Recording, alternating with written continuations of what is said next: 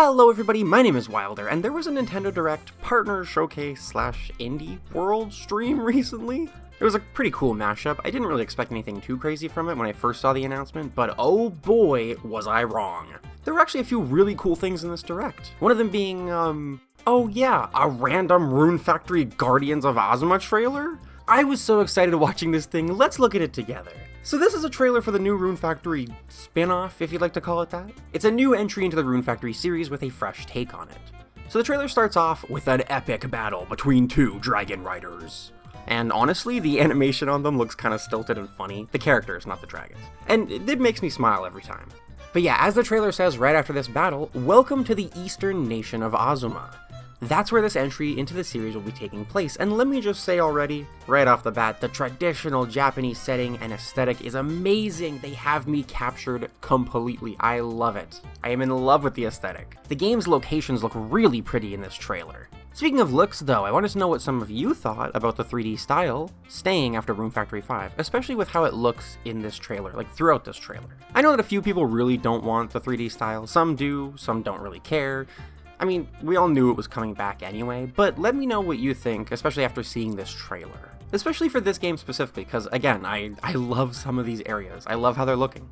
Anyway, the plot for our new Rune Factory entry is that after a calamity struck, runes ceased to exist, which led to the land falling into decline. It's up to you, the main character, to restore the land and return it to what it once was, using your powers as an earth dancer to revive nature and its 6 gods, along the way recovering your lost memories. Yeah, we lost our memories again. Listen, don't worry about it. Memories at this point are overrated anyway, so don't even worry about it. Also, there's a flying woolly companion, floating flying woolly. We have a flying woolly companion. I am so ready to play literal game of the year, Woolly Companion Simulator. His name is Woolby. Woolby! And he's the one who made us an Earth Dancer! So we're Earth Dancers in this game, and it looks like both of the protagonists are in the game no matter who you pick. So the other's gonna be a character in the story. I love that concept so much. I can't wait to see what they do with it, both in the story and in gameplay, because there's a lot you can do with that. Anyway, you're an Earth Dancer this time around, and you have different tools that you can use with your dances to help either revitalize the land or tend to your crops. There's a sacred drum which you can use to help crops grow faster. And I wonder how that'll work. Like, what's the limit to that? Is there gonna be a limit? Probably, of course. Is it just RP or like a special limit? Because I can totally see someone finding an exploit just growing 100 fields of crops a day. But there's also the sacred parasol, which I love. It summons rain to water your crops. It's a parasol summons rainwater. Love the style they're going with in this game. Some of the tools being instruments or objects like the parasol, so awesome. I say some of, because as we see in the trailer, the main character can be seen carrying our good old trusty hoe. So it looks like a few familiar tools will still be here. You'd actually see them using the hoe to break a rock and get material stone, which is interesting, considering that later in the trailer you see the main character using a hammer to mine ore. But yeah, not only can you grow crops on your farm, you can also place buildings down and customize where they go. Check this out.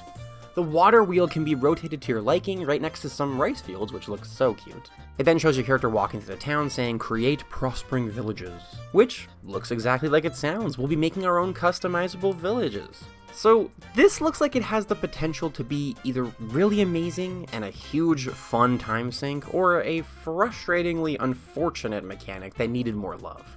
Gotta admit, I'm a little nervous, especially after the furniture customization system for Rune Factory 5. That was a mess. I don't need to tell you that. You already know.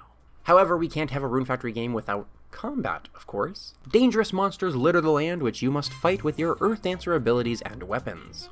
We see a few get shown off here, including a super sick flame sword. We see some fans that send out gusts of wind, and my favorite, of course, the sacred parasol again, which we use to summon rainwater for our crops. I can't. The idea of fighting with a parasol that summons rainwater, this thing better be good. I want to use this throughout the game. Like, this thing better be good. I find it so cool. But take a look at this screenshot here. It looks like we have a boss battle going on. His health and info are at the top of the screen. It also looks like we have a few party members here. We can recruit multiple people again, which is nice. And I like the clean UI for the health bars. It's very straightforward. The portraits for your party members could be a little smaller, but overall I like it. Look at the bottom right though. We have our sword bound to the Y button, which says attack, and the parasol is a dance that you use with a different button. Also, hold ZR to change your dance stance.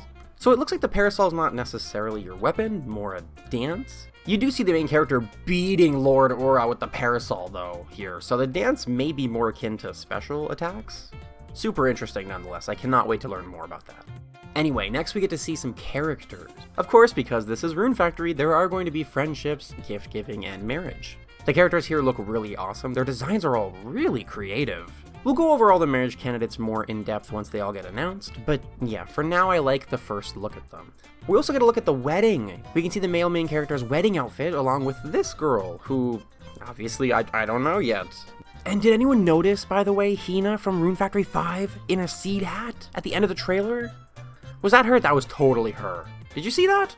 We also finally have a release window for this game. Rune Factory Guardians of Azuma is planned to release in spring of 2025.